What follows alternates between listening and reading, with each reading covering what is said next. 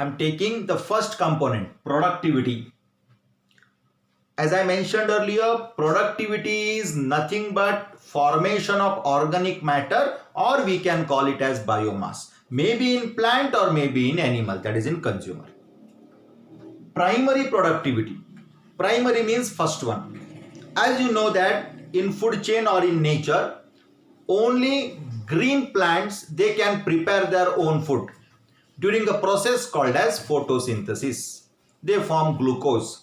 So plants, they produce their own organic matter or biomass production.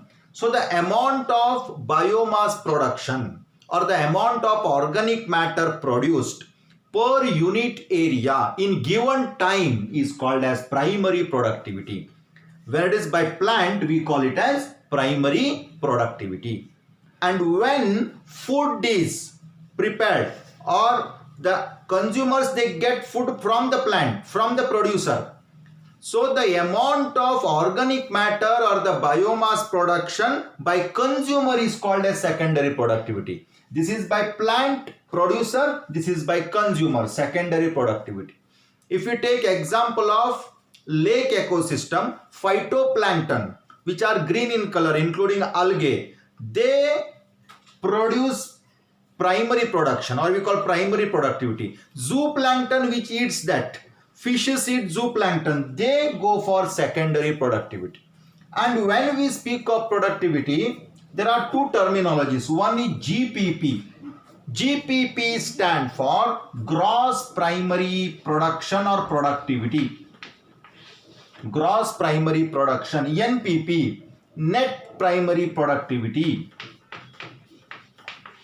Now, what is the difference between GPP and NPP?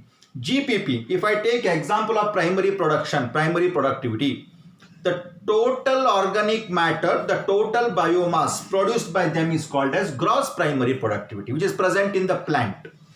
Now, from that, a part is consumed by the plant itself during respiration. We call R, respiratory loss.